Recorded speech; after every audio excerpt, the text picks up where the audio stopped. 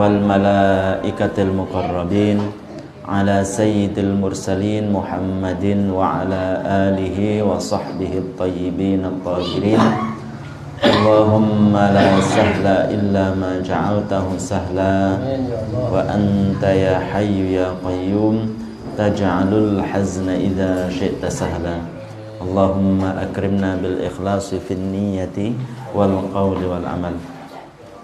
Para jamaah yang dirahmati oleh Allah Subhanahu wa taala, puji syukur kita panjatkan kepada Allah karena pada pagi hari ini Allah masih memberikan kita kekuatan, masih memberikan kita kesempatan untuk mengikuti pengajian rutin kita yang insya Allah untuk saat ini kita akan meneruskan bab tentang transaksi dalam Islam. Puji syukur kepada Allah karena kita bisa menghadirinya dalam keadaan sehat walafiat. Shalawat serta salam semoga tetap tercurahkan kepada baginda Nabi Muhammad sallallahu alaihi wasallam.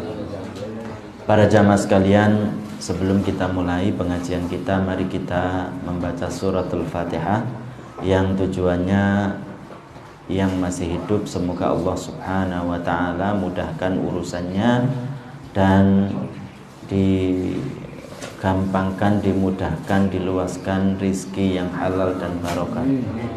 Dan bagi yang sudah meninggal semoga Allah Subhanahu wa taala ampuni dosa-dosanya dan diluaskan kuburannya. Amin amin ya rabbal alamin. Ala hadin niyah.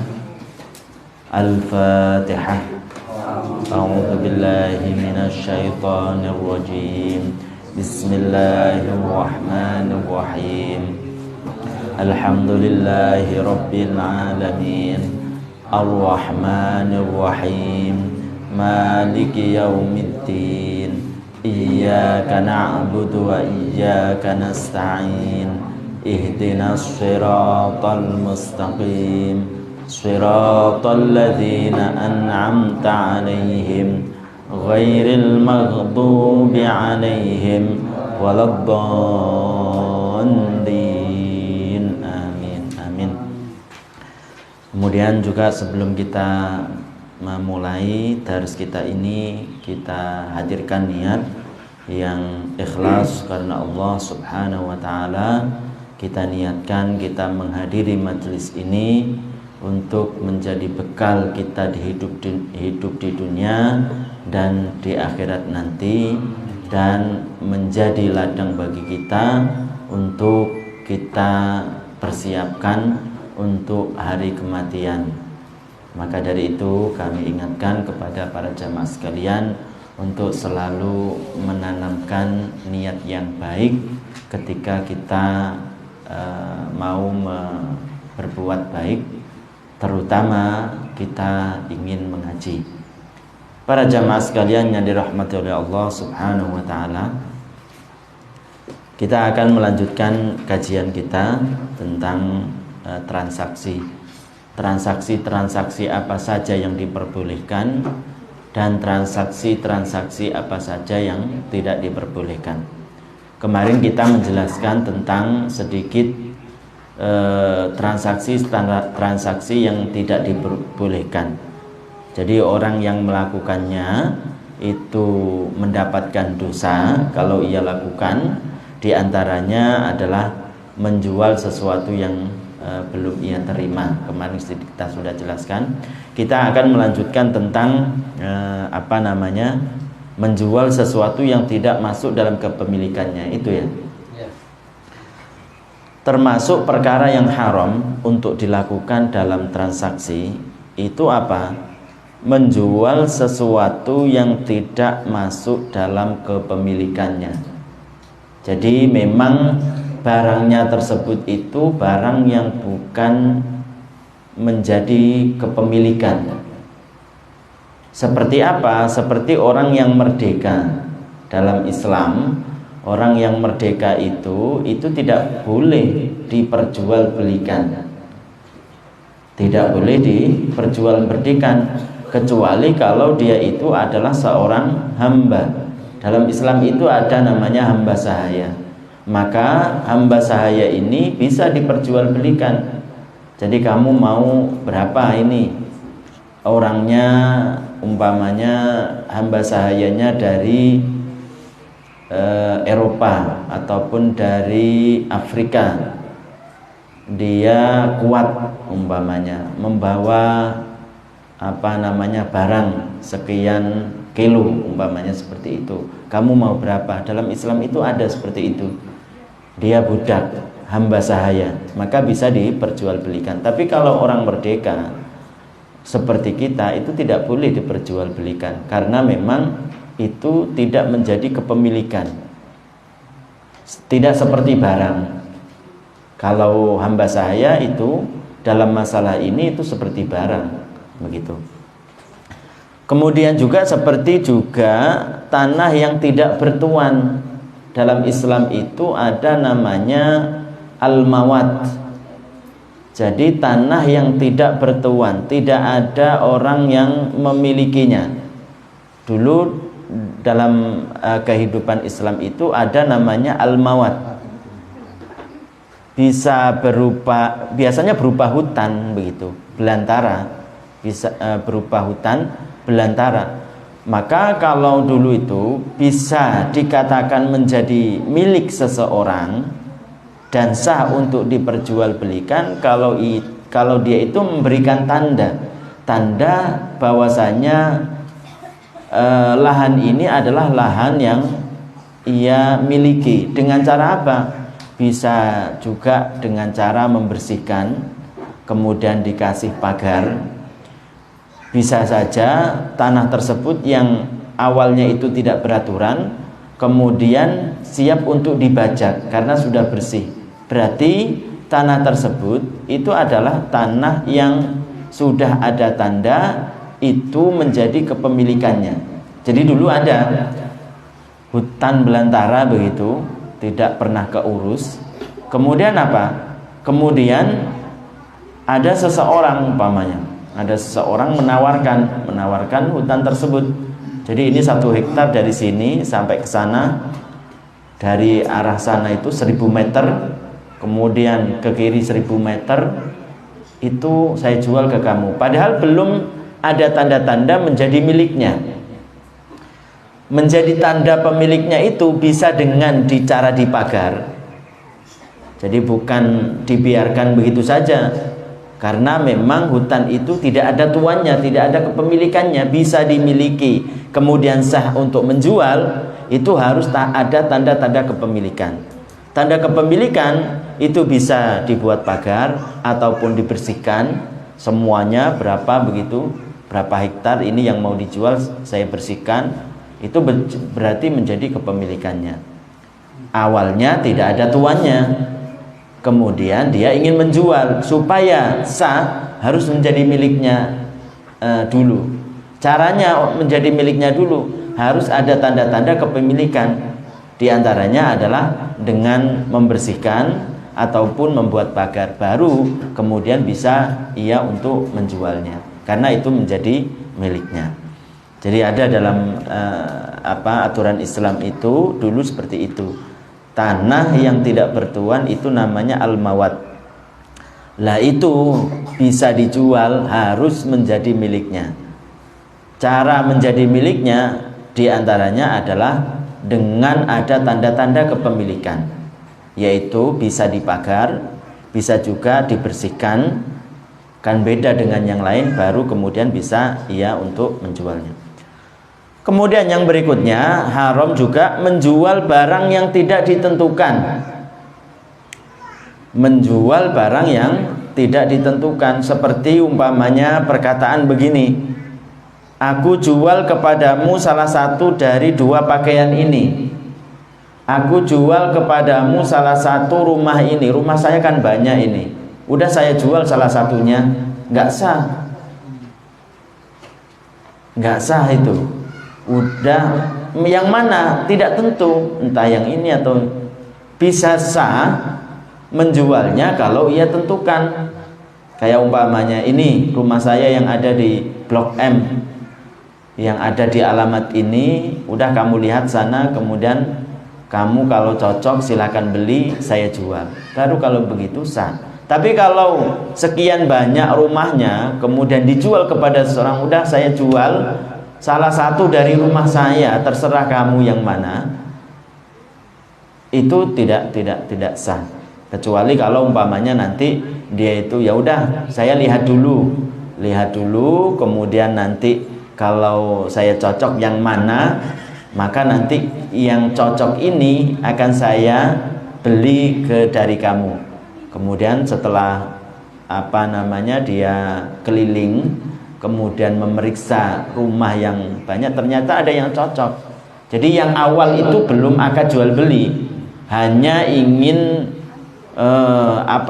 melihat dulu rumahnya yang mana, ingin melihat dulu pakaiannya yang mana umpamanya, ataupun mobilnya yang mana. Kalau sudah belum transaksi, tapi kalau sudah pernah lihat atau sudah lihat kemudian cocok, baru dia datang ke pihak penjual dengan mengatakan bahwasanya saya cocok ini baju ini, udah saya beli ya udah saya jual ke kamu. Baru kalau itu tertentu. Tapi kalau sudah transaksi, udah terserah kamu itu yang mana yang kamu mau beli, saya jual, menjadi transaksi pada waktu itu, akad jual beli, maka itu tidak sah karena tidak tertentu. Kemudian yang berikutnya adalah menjual barang yang najis seperti darah. Jadi tidak boleh, karena salah satu dari persyaratan mabi, perkara yang dijual, baik itu dari pihak penjual sendiri atau pihak yang mau memberikan uang ataupun yang lain. Orang membeli itu kan tidak harus pakai uang, bisa dengan barang yang lain, baik dari pihak penjual ataupun pihak pembeli. Maka kedua-duanya syaratnya itu harus suci supaya dia bisa menghasilkan barang yang ingin dituju, kemudian menjadi pemiliknya, dan orang yang menjual itu juga ingin menghasilkan uang supaya menjadi miliknya. Maka syaratnya itu harus suci, supaya ketika dia mengatakan saya jual, saya beli, kemudian menjadi miliknya, itu barangnya itu harus suci. Kalau tidak suci bagaimana? Seperti darah umpamanya, darah, seperti ada orang donor darah umpamanya diperjualbelikan, nggak sah kalau dia ingin mendapatkan darah dengan akad jual beli. Jadi perkataan itu sangat berpengaruh, karena memang dalam mazhab Syafi'i sighah ataupun perkataan saya jual saya beli itu menjadi pilar, menjadi rukun. Makanya kalau seseorang tersebut itu ingin mendapatkan perkara yang tidak diperbolehkan, seperti perkara yang najis, darah, dengan cara jual beli, maka tidak sah. Artinya kalau tidak sah, barang darah yang seakan-akan itu ada di genggaman orang yang membeli, kemudian uang yang ada di pihak penjual, seperti halnya dia itu secara zahir, secara kasat mata itu adalah miliknya, akan tetapi hakikatnya bukan milik mereka. Berarti kalau dibelikan uang tadi dengan yang lain berarti tidak sah, berarti memakan barang yang haram. Itu makanya tidak boleh menjual belikan barang yang itu adalah najis, karena syaratnya barang yang diperjualbelikan itu adalah sesuatu yang suci. Begitu juga kalau barang tersebut itu barang yang secara barangnya itu bukan perkara yang najis, tapi terkena najis yang tidak bisa disucikan, sama hukumnya. Seperti umpamanya ada baju dan lain sebagainya, memang tidak bisa disucikan lagi karena sudah dicampur aduk seperti adonan begitu,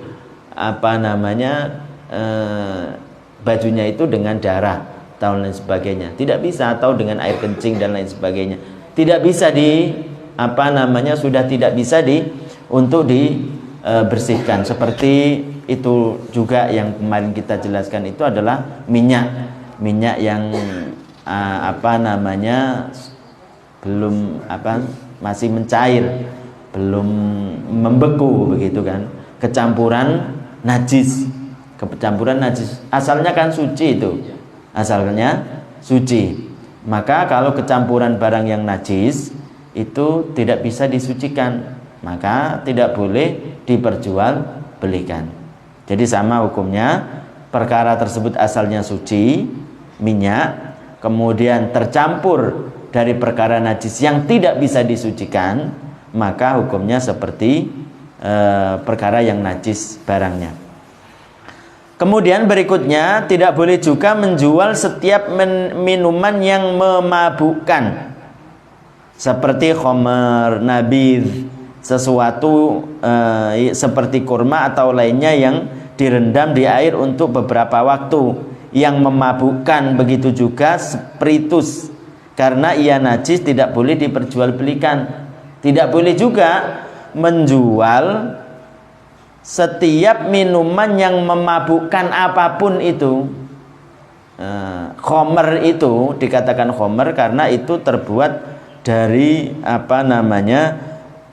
sesuatu yang khusus, yaitu dari anggur, ya kan, biasanya kan dari anggur. Tapi kalau selain itu namanya nabidh.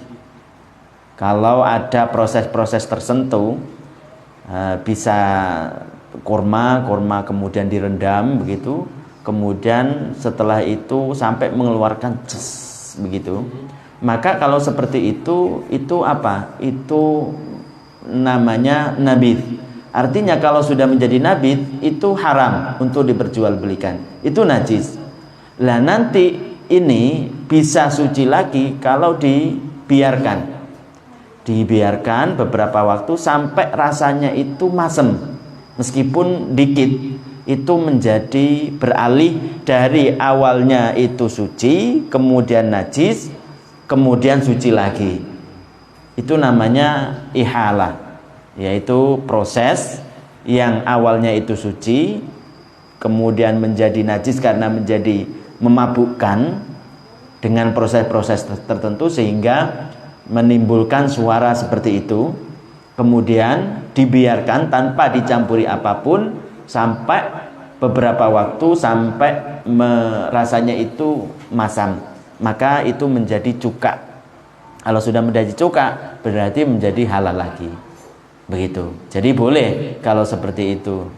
Jadi ada beberapa bagian dalam Islam itu suci dengan cara membersihkan, seperti umpamanya baju terkena air kencing, kemudian bisa dibersihkan.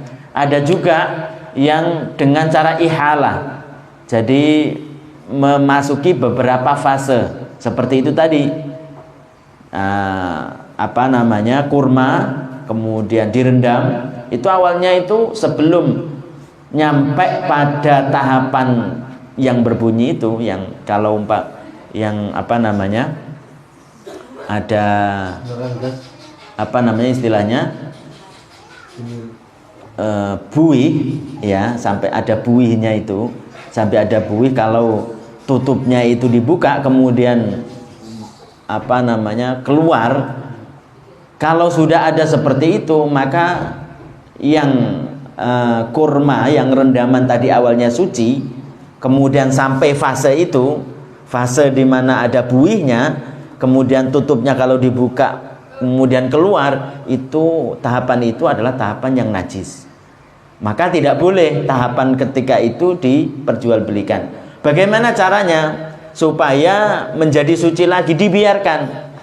Dibiarkan beberapa waktu sampai hilang dan rasanya itu menjadi masam, meskipun sedikit, maka itu nanti menjadi suci lagi. Jadi sucinya itu karena faktor beralih. Bukan karena dicampurin sesuatu, enggak, karena memang ada fase-fasenya. Dalam Islam ada seperti itu. Kemudian menjual setiap barang yang diharamkan seperti tumbur, yaitu alat musik yang menyerupai gitar. Jadi setiap sesuatu yang di situ ada senarnya, kan yang namanya gitar itu kan banyak bentuknya. Ada yang dibuat untuk gambus yang besar, ada yang kecil, ya kan? Intinya sesuatu yang ada senarnya seperti itu diharamkan karena tidak diperbolehkan, karena berdasarkan hadis baginda Nabi Muhammad sallallahu alaihi wasallam. Jadi itu tidak diperbolehkan, haram hukumnya menjual setiap barang yang diharamkan seperti tumbur, yaitu alat yang semisal gitar. Setiap perkara yang ada senarnya maksudnya. Kita tahu bahwasanya warna gitar itu, macamnya gitar itu banyak sekali, maka tidak diperbolehkan. Makanya kita, anak-anak didik kita, karena sudah tahu seperti itu, jangan dibiasakan dari semenjak kecil itu main sesuatu yang menurut agama itu adalah haram. Menurut agama itu adalah haram. Begitu juga yang diharamkan kata para ulama itu adalah kendang tapi yang tengahnya itu sempit dan pinggirnya itu luas. Kalau kita mungkin di beberapa tempat itu ada namanya derbaga istilahnya, yang biasanya dibuat untuk japen. Jadi ujungnya itu lebar, kemudian menyempit, kemudian lebar lagi. Itu tidak diperbolehkan, kata para ulama, karena itu dianggap dulu itu syiarul mukhannisin. Jadi syiar orang-orang yang ingin berbuat fasik, berbuat zina. Kata para ulama seperti itu. Kemudian haram menjual barang yang halal dan suci kepada orang yang Anda tahu ia ingin membuat maksiat dengan barang tersebut, seperti menjual anggur kepada orang yang mendakinya untuk khamar, dan menjual senjata kepada orang yang menggunakannya untuk mencelakai orang lain secara zalim. Jadi walaupun barangnya tersebut suci, kita jualan pisau, tahu persis, bukan hanya menyangka, tahu persis bahwasanya pisau ini kalau dijual kepada orang ini akan dibuat untuk membunuh si fulan. Tahu. Haram hukumnya kita itu menjual kepada orang tersebut. Kenapa? Karena mimbabil i'anah 'alal maksiyah. Karena membantu terhadap perkara yang maksiat. Itu tidak diperbolehkan. Orang menjual anggur biasa. Kemudian ada seorang yang membeli, tahu persis bahwasanya anggur ini dia beli untuk membuat arak, khamr, dibuat untuk arak ataupun khamr, maka haram hukumnya bagi orang tersebut untuk jual kepadanya. Tahu persis, bukan menyangka, tapi memang tahu persis bahwasanya dia membelinya itu untuk membuat arak. Begitu juga yang lain, perkara-perkara yang lain, menjual makanan, umpamanya makanan tersebut diperuntukkan umpamanya untuk seseorang yang tahu persis bahwasanya itu akan membunuh orang muslim umpamanya. Ini dikasih racun, ini nanti jelas tahu, umpamanya dikasih racun, tahu persis seperti itu, kemudian ia jual untuk membunuh orang muslim yang tidak berdosa. Artinya tidak dibenarkan oleh syariat, maka itu juga tidak diperbolehkan. Kaidahnya bahwasanya setiap sesuatu yang asalnya suci kemudian dipergunakan untuk sesuatu yang tidak diperbolehkan, digunakan untuk sesuatu yang tidak diperbolehkan, kalau dia tahu menjual sesuatu yang suci itu dibuat untuk sesuatu yang tidak diperbolehkan, tahu persis apapun itu, maka itu hukumnya haram. Karena itu min babi at-ta'awun. Allah Subhanahu wa taala berfirman, wa ta'awanu 'alal birri wat taqwa wa la ta'awanu 'alal itsmi wal 'udwan. Jadi kerjasamalah, saling membantulah dalam perkara yang taat kepada Allah Subhanahu wa taala, tapi jangan kerjasama, jangan saling membantu, jangan saling tolong menolong terhadap perkara yang tidak dibenarkan oleh syariat. Begitu. Kemudian menjual barang-barang yang memabukkan, sama seperti yang tadi menjual setiap minuman yang memabukkan. Cuma kalau yang awal itu terkhusus kepada minuman. Kalau ini barang-barang yang memabukkan, bukan hanya minuman. Banyak barang-barang yang memabukkan itu banyak, bukan hanya minuman arak. Seperti umpamanya ganja, kecubung umpamanya, ekstasi umpamanya dan lain sebagainya, maka itu haram hukumnya. Barang-barang yang memabukkan, yang membuat akal seseorang hilang, menjualnya itu tidak diperbolehkan.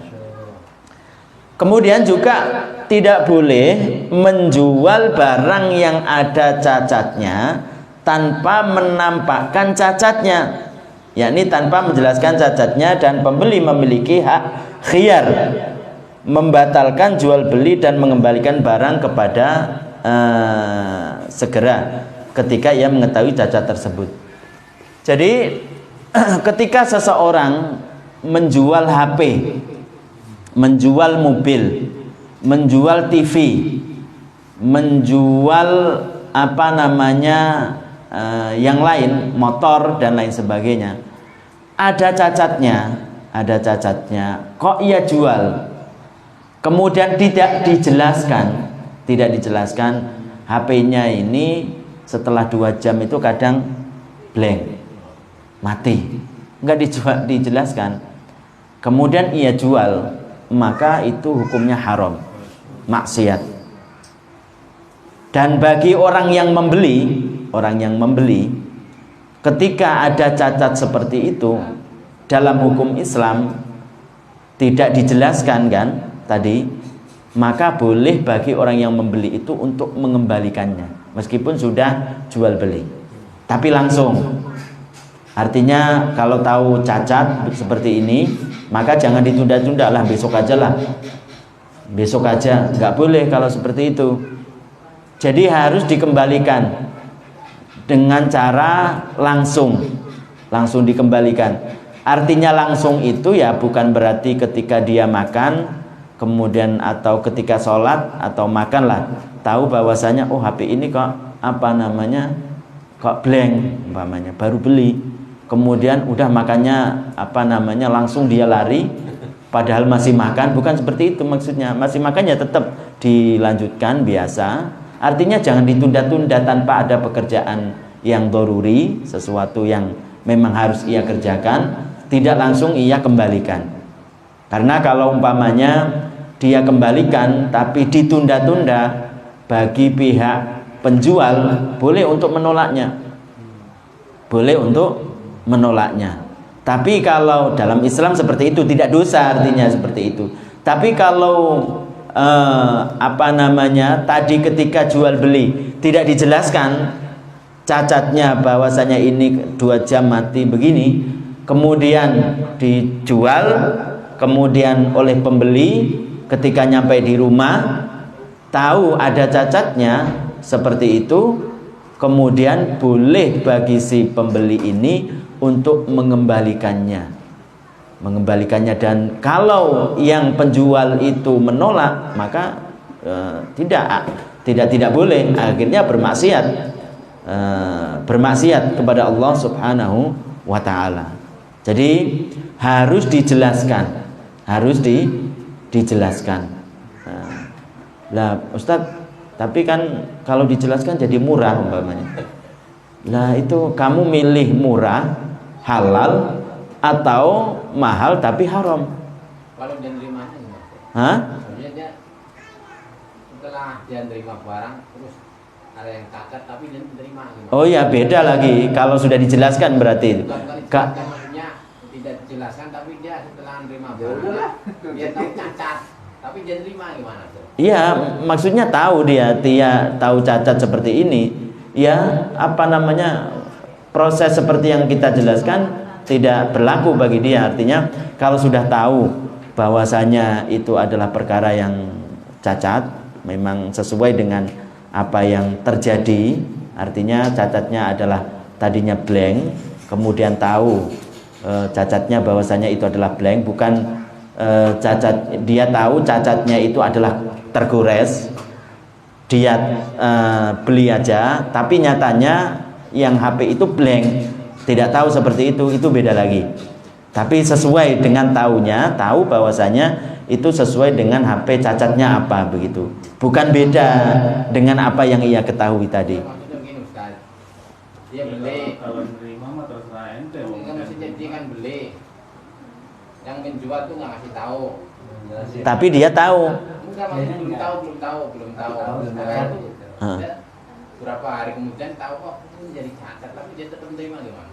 Oh, tetap menerima, tidak dikembalikan. Ya nggak apa-apa. Tapi bagi orang penjualnya itu tadi itu tetap dosa. Dosa itu. Ya. Kemudian yang berikutnya adalah faidah. Tidak sah membagi harta. Ini harus diperhatikan sungguh-sungguh ini. Faidah tidak sah. Kalau tidak sah berarti haram, bukan miliknya. Membagi harta peninggalan seorang yang telah meninggal dunia, apapun itu, kalau sudah meninggal, tidak sah membagi hartanya peninggalan dan menjual sebagiannya selama belum dilunasi hutang-hutangnya. Ingat, tidak boleh rebutan. Ketika naudzubillah orang yang tidak berilmu, orangnya kaya, kemudian anaknya tidak punya pekerjaan, alhamdulillah dapat warisan, ayah saya meninggal, naudzubillah, berebut, tidak sah. Tidak sah untuk menjual, tidak sah untuk membagi sebelum hak-hak yang berhubungan dengan mayit dipenuhi. Hak-hak mayit dipenuhi itu diantaranya adalah hutangnya. Belum dilaksanakan wasiat-wasiatnya. Wasiatnya itu apa? Wasiatnya adalah sedekah, karena hartanya banyak. Sedekah kepada fakir miskin, sedekah kepada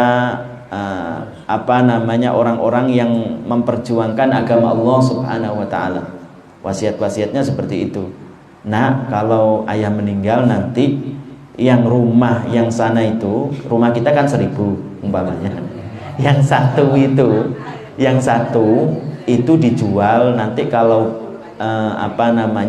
laku 1 miliar atau 2 miliar, ini semuanya harus diberikan kepada orang ini atau orang yang menegakkan agama Allah, diberikan kepada yayasan ini. Maka kalau dia meninggal kemudian ahli warisnya berebut untuk membagi tanpa dipenuhi wasiat-wasiatnya, maka harta yang seakan-akan itu milik dari ahli waris itu hakikatnya bukan hartanya. Harta orang yang berhak untuk menerimanya tadi. Siapa? Orang yang diwasiati. Berarti memakan harta orang tersebut, memakan harta orang lain. Coba pilih mana? Memakan harta yang banyak tapi haram, atau memakan yang sedikit tapi halal? Tentunya kita yang halal. Iya kan? Kita tidak mau ketika akhirat nanti, di mana hari yang sangat menakutkan. Di situ kita dipertanggungjawabkan, kita diminta untuk bertanggung jawab terhadap warisan, terhadap harta benda yang dulu seharusnya diberikan kepada orang lain, diberikan kepada yang berhak, tapi ia makan sendiri. Kita kan tidak mau seperti itu. Jadi tidak sah. Kalau dia tetap makan, maka ya berarti sama dengan mencuri. Begitu. Karena tidak sah. Haram berarti sama dengan mencuri. Apa bedanya? Nggak ada bedanya sama sekali. Karena itu milik orang lain. Ia ambil. Begitu. Makanya tidak boleh. Di situ tidak sah kalau si mayit meninggalkan harta belum dilunasi tanggungan-tanggungan si mayit, dan belum dikeluarkan upah haji dan umroh jika keduanya memang wajib baginya.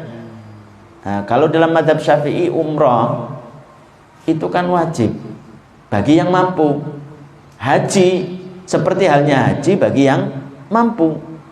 Kalau dia mampu ya seperti kita jelaskan kemarin tentang bab haji.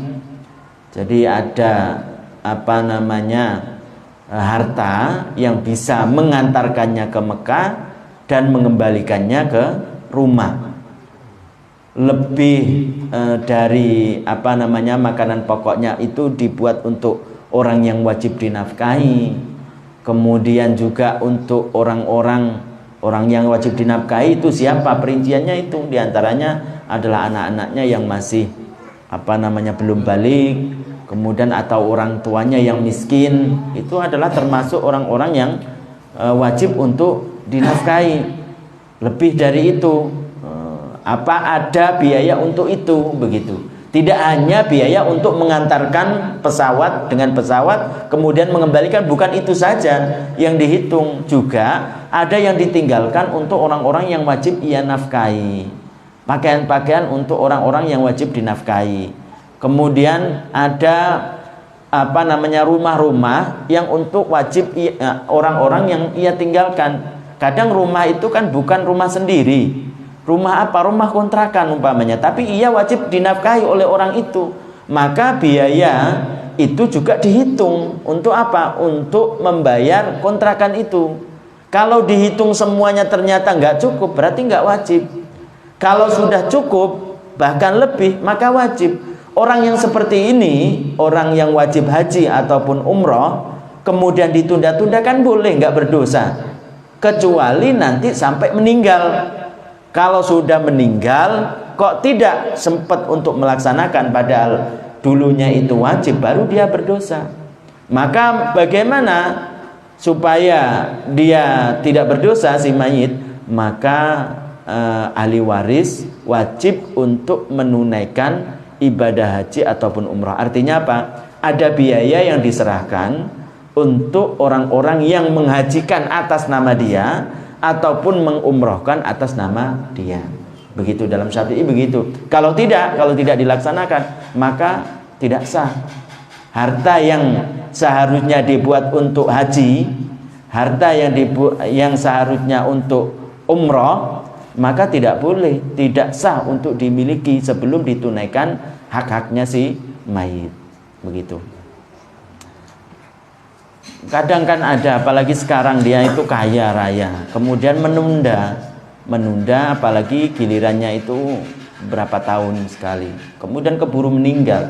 Itu wajib bagi dia untuk diumrohkan ataupun dihajikan, terutama haji yang butuh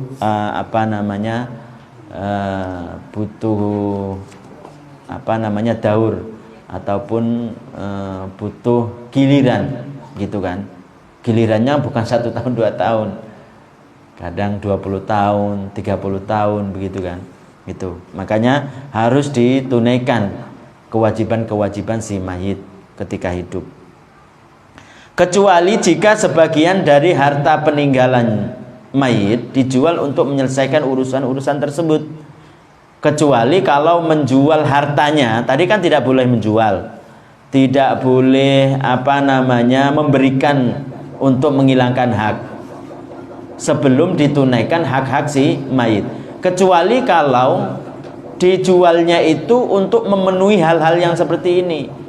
Umpamanya ini untuk dijual rumah ini untuk wasiat si mayit, untuk sedekah ke masjid ini umpamanya. Kecuali kalau seperti itu maka diperbolehkan. Kemudian jadi harta peninggalan mayit seakan tergadai dengan hal tersebut. Jadi bagaikan kayak gadaian, orang menggadaikan seperti hal jaminan. Orang mempunyai hutang, kemudian apa? Kemudian dia menggadaikan sesuatu ataupun dia meletakkan jaminan umpamanya. Maka jaminan tersebut itu tidak boleh diperjualbelikan sebelum apa? Sebelum hutang-hutangnya itu lunas. Sebelum hutang-hutangnya itu lunas, kecuali dia menjual harta gadaian atau jaminan tersebut dibuat untuk membayarnya, maka diperbolehkan. Seperti halnya itu, begitu juga harta-harta si mayit. Sama seperti harta gadaian, seperti itu. Tidak boleh diperjualbelikan kecuali perkara yang berhubungan dengan si mayit itu dilunasi, diberikan hak-haknya. Seperti halnya juga seorang budak yang melakukan kejahatan meskipun hanya dengan mengambil 1/6 dirham, maka tidak sah menjual budak tersebut hingga dibayarkan apa yang menjadi tanggungan budak tersebut, atau korban gharim mengizinkan budak tersebut untuk dijual. Jadi seperti halnya budak umpamanya, budak itu kalau dia berbuat jahat, melempar kaca mobil seseorang, maka budak ini sebelum kan ada dendanya kan, dendanya, maka budak ini tidak boleh diperjualkan sebelum dendanya itu tadi diselesaikan. Atau orang yang dipecah kacanya itu mobilnya itu mengizinkan kepada si orang yang mempunyai budak untuk menjualnya, maka itu diperbolehkan. Artinya orang yang meninggalkan harta, jadi orang meninggalkan harta, maka peninggalannya ini jangan diatur atau dibagikan dulu sebelum semua yang berurusan dengan mayit itu diselesaikan. Kalau tidak seperti itu, dibagikan dulu, maka tidak akan sah. Kalau tidak sah, haram, berarti memakan barang yang haram. Makanya harus tahu itu. Kita sebagai anak umpamanya ditinggal oleh orang tua, atau orang tua yang ditinggal oleh anak, ada dalam hal-hal bab waris itu bagian-bagian ahli waris. Siapa saja seperti itu, maka harus didahulukan perkara yang berhubungan dengan si mayit. Harus didahulukan seperti itu. Kemudian yang berikutnya adalah haram seseorang melemahkan minat pembeli dengan berkata kepadanya, misalnya, aku bisa menjual kepadamu barang yang lebih bagus dari itu dengan harga yang sama. Jadi datang kepada si pembeli, dia mau menjual, umpamanya si Umar ini adalah pembeli, dia mau membeli kepada si Bakar. Membeli apa? Membeli motor. Kemudian ada orang lain datang kepada si Umar, statusnya dia adalah pembeli, udah nggak usah beli kepada si Bakar. Umar tadi tidak usah membeli kepada si Bakar. Ini saya ada barang ini. Tujuannya apa? Tujuannya supaya lemah minat untuk membeli kepada si Bakar. Tujuannya seperti itu. Tujuannya seperti itu haram. Atau menjual setelah ada kesepakatan harga. Haramannya ini kalau sudah ada kesepakatan harga, sudah deal harganya, tapi belum bayar, belum transaksi. masih ada kesepakatan untuk harganya dealnya itu berapa? Kamu mau nggak 100.000 ini barang? Ya saya mau, deal udah, deal. Ini belum dikatakan menjual atau membeli, belum menjadi pemiliknya, tapi sudah deal, ada kesepakatan harga. Maka orang lain itu haram hukumnya untuk datang ke penjual atau pembeli untuk melemahkan minat masing-masing. Katakan seperti melemahkan minat pembeli seperti itu tadi. Jadi Umar ingin beli motor kepada si Bakar. Kemudian ada si Zaid datang kepada si Umar, udah kamu nggak usah beli sama si Bakar. Motornya bodong, Bang. Udah deal tadi, udah dijelaskan perkara-perkara yang berhubungan dengan dengan barang yang dijual. Udah nggak usah beli motor itu, motornya udah lama itu, ini punya saya ini aja. Padahal sudah deal tadi, deal tentang harga, tapi belum sepakat, ini belum jual beli, maksudnya belum jual beli. Beda kalau belum sepakat ya, belum sepakat, belum deal, belum sepakat harga, masih tawar menawar begitu, maka boleh bagi yang lain untuk datang dan menawarkan. Ini sudah sepakat deal tentang harga, tapi belum jual beli, belum saya katakan jual, belum beli, tapi deal dalam masalah harga.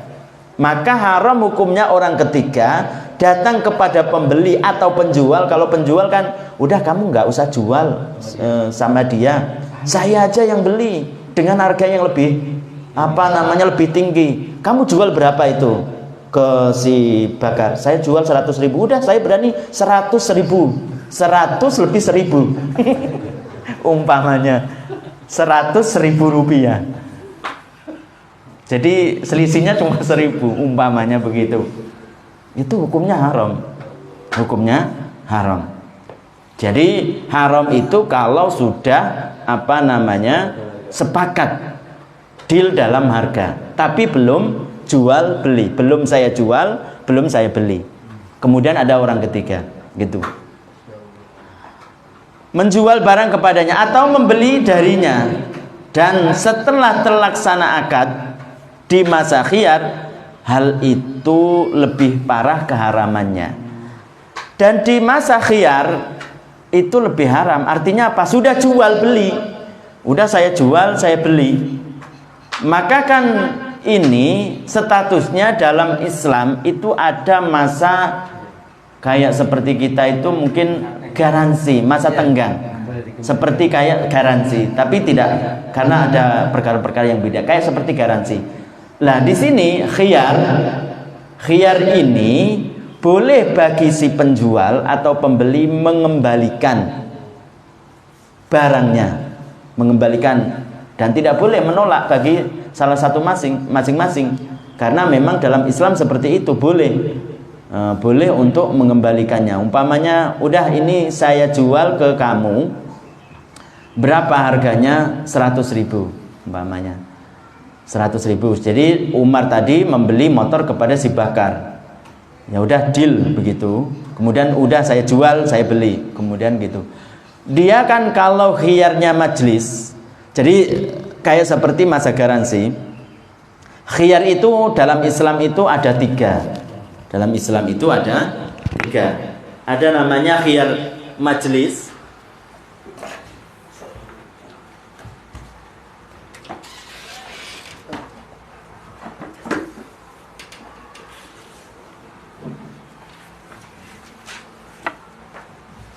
Jadi khiyar itu boleh mengembalikan, boleh memilih lah. Khiyar. Ada majlis, ada syarat, ada aib. Majlis ini itu kalau seperti kita itu kayak toko begitu. Jadi kalau umpamanya dia ada di toko, ada di mall, maka kalau dia itu sudah keluar dari mall, maka khiyar tentang majlis itu sudah nggak ada, tidak boleh. Artinya apa? Artinya bagi orang yang membeli itu memiliki perkara yang ia beli, orang yang menjual itu memiliki perkara yang pihak dari pembeli, yaitu uangnya. Jadi sudah memiliki masing-masing, lazim. Tidak boleh mengembalikan masing-masing. Seandainya ada hakim dilaporkan, saya tidak cocok, tapi tadi sudah memenuhi persyaratan, yaitu sudah dijelaskan aibnya begini-begini, kok tidak cocok, tapi sudah keluar dari majelis, maka tidak boleh dikembalikan. Itu menjadi haknya. Si pembeli itu dapat barang dari penjual, berarti hak miliknya. Si penjual itu dapat uang dari pembeli, berarti miliknya.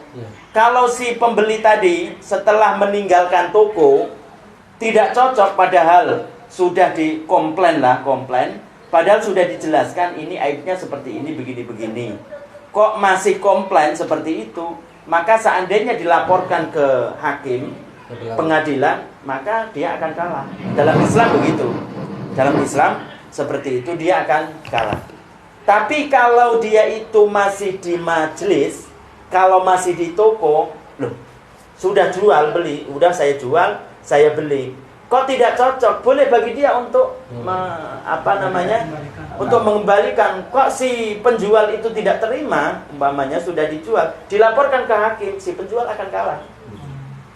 Si penjual akan kalah. Begitu. Kalau dalam Islam seperti itu, karena dia masih ada di khiyar majelis. Nah, begitu. Jadi hilangnya khiyar majelis kalau sudah berlalu dari majelis akad, tempat akad. Jadi kalau semisal toko berarti sudah keluar dari toko. Tapi kalau masih dalam toko, meskipun sudah ada jual saya beli, masih ada hak masing-masing untuk menukar, mengembalikan dan lain sebagainya. Paham ya? Lah ketika sudah jual beli tapi masih dalam tempat, kan tadi boleh masing-masing itu untuk mengembalikan, untuk beli yang lain umpamanya. Kok ada orang ketiga, si Zaid tadi datang kepada si Umar yang mau membeli motor dari si Bakar, atau kepada si Bakar yang mau menjual kepada si Umar dengan mengatakan kepada si Umar, udah kamu jangan beli kepada si Bakar motor tersebut, motornya udah nggak enak itu umpamanya, udah beli saja ke saya harganya lebih murah umpamanya seperti itu. Maka dosanya seperti ini karena sudah dijual beli dan masih dalam khiyar majelis, maka itu lebih parah. Jadi kalau umpamanya dosanya yang tadi itu umpamanya 1 gunung, yang ini mungkin 2 gunung begitu. Seandainya diperumpamakan seperti itu. Jadi kalau sudah setelah akad, sudah jual beli, masih ada dalam khiyar, yaitu khiyar majelis atau khiyar syarat. Khiyar syarat itu dia mengatakan kepada si penjual ini, barang ini nanti saya bawa pulang. Kalau saya nggak cocok, itu nanti saya kembalikan. Meskipun tanpa ada cacat. Nah, meskipun tidak ada cacat, saya kembalikan.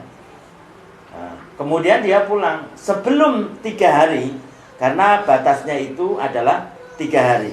Sebelum 3 hari dia tidak cocok. Kemudian apa? Dia kembalikan. Maka boleh bagi dia untuk mengembalikan. Ini adalah khiyar syarat. Nah, kemudian ketika dia itu pulang umpamanya, dia membeli motor pulang, sudah sampai di rumah, ada orang ketiga, oh ini barang ini kenapa kamu beli ini umpamanya. Ada orang ketiga, si Zaid tadi datang kepada Umar yang sudah membeli motor tadi, kenapa kamu beli ini mahal ini, coba ke saya aja, ini harganya lebih murah, mereknya sama, kemudian platnya juga baru sama umpamanya, semuanya sama, tapi harganya lebih murah, udah kembalikan aja. Kan boleh mengembalikan kan, karena masih dalam khiyar. Dalam Islam begitu. Maka seperti ini itu lebih parah dosanya bagi si Zaid tadi, karena dia melemahkan minat dari pembeli yang sudah membeli kepada si bakar tadi motor. Jadi tidak boleh. Kalau khiyar aib ini nggak ada seperti ini. Khiyar aib itu karena seperti itu tadi tidak dijelaskan, kemudian dibawa pulang kok ada cacat, blank, ataupun mati terus ini motornya ini. Atau ketika dia beli motor nggak seksama, dia melihat sudah dilihat tapi nggak seksama. Ketika nyampe di rumah rodanya satu nggak ada. Rodanya satu nggak ada. Boleh bagi dia untuk mengembalikannya. Maka ini namanya adalah khiyar aib. Ini namanya adalah khiyar aib. Jadi boleh seperti itu. Itu. Paham ya? Kira-kira. Jadi akad di masa khiyar itu maksudnya adalah khiyar majlis dan khiyar syarat. Maka orang ketiga tadi datang kepada si pembeli ataupun penjual untuk melemahkan minat masing-masing, itu haram hukumnya. Beda kalau belum deal harga, masih tawar-menawar, ada orang ketiga, maka boleh. Beda apalagi belum akad, belum jual beli, belum mengatakan saya jual, belum saya mengatakan beli, maka itu diperbolehkan bagi orang ketiga untuk menawarkan barangnya kepada si Umar dengan umpamanya ini lebih baik dan lain sebagainya, diperbolehkan. Artinya tidak dosa dalam Islam. Gitu. Hal itu lebih parah keharamannya, ya. Kemudian yang berikutnya, haram seseorang membeli makanan di waktu harga mahal dan dibutuhkan untuk ditahan dan dijualnya dengan harga yang lebih mahal. Jadi menimbun makanan pokok di waktu harga lagi mahal-mahalnya dan tujuannya untuk menjual lagi lebih mahal, maka ini hukumnya haram. Pertama, makanan pokok. Yang kedua, ketika itu adalah lagi mahal-mahalnya butuh. Yang ketiga, itu adalah menjualnya lebih mahal. Beda kalau umpamanya dia menimbun, menjualnya sama atau lebih rendah, atau dia membelinya itu pada waktu murah, maka tidak tidak haram dalam bab ini. Itu ya. Atau yang di sini disebutkan adalah bukan makanan pokok, tapi yang disebutkan di sini. Tapi menurut Imam As-Subki, salah satu ulama Ahlussunnah wal Jamaah, apapun, entah itu makanan pokok atau tidak, BBM atau yang lain, di waktu orang membutuhkan, kok dia beli untuk ditimbun, kemudian dijual lagi untuk lebih mahal, itu hukumnya haram. Tidak khusus pada makanan pokok. Paham ya? Paham. Jadi tidak boleh dalam Islam. Itu namanya al-ihtikar. Itu namanya menimbun. Wong yang lainnya masih butuh, dia orang kaya umpamanya bisnis, mengambil kesempatan. Nah, ini kesempatan ini triliunan ini. Kalau dibeli kemudian diperjualbelikan dengan harga yang lebih mahal, maka tidak boleh. Para jamaah sekalian yang dirahmati oleh Allah Subhanahu wa taala, mungkin sampai di sini mengaji kita. Semoga kita bisa memahami dan bisa mempraktekkan. Amin. Meskipun sedikit tapi bisa mempraktekkan. Amal yang didasari dengan ilmu agama karena Allah Subhanahu wa taala, maka hasilnya banyak. Tapi amal yang tidak disertai dengan ilmu agama, maka hasilnya akan sedikit. Makanya kita meskipun dikit begini, itu berusaha untuk mempraktekkan. Berusaha kita memikirkan ketika kita berbuat, ketika kita mau berbuat makan, minum, apakah ini sesuai dengan syariat Islam? Ketika kita makan, apakah saya jual belinya itu sesuai dengan syariat Islam? Makanya apa? Makanya ketika seseorang berdoa umpamanya, berdoa, ya Allah, semoga Engkau memberikan rizki kepadaku. Kan ada saat-saat yang ijabah, saat-saat yang mustajabah, yang dikabulkan oleh Allah Subhanahu wa ta'ala. tapi masih saja dia tidak dikabulkan oleh Allah. Mungkin salah satunya adalah dia itu memakan perkara-perkara yang diharamkan, yang karena ketidaktahuannya seakan-akan apa yang ia lakukan, apa yang ia makan itu adalah semuanya halal. Semuanya itu adalah katanya halal. Padahal kalau ditinjau dalam segi syariat, dalam segi ilmu agama, apa yang ia lakukan itu tidak diperkenankan oleh syariat. Makanya itu kata para ulama, mungkin ketika seseorang tersebut sudah berdoa di tempat yang mustajabah, kemudian waktunya juga mustajabah, tapi tetap diijabahi, mungkin salah satunya adalah dia memakan perkara yang diharamkan dan ia tidak mengetahuinya karena dia tidak berilmu agama. Makanya ilmu agama itu adalah solusi bagi kita supaya bisa selamat di dunia dan akhirat. Saya akhiri. Assalamualaikum warahmatullahi wabarakatuh.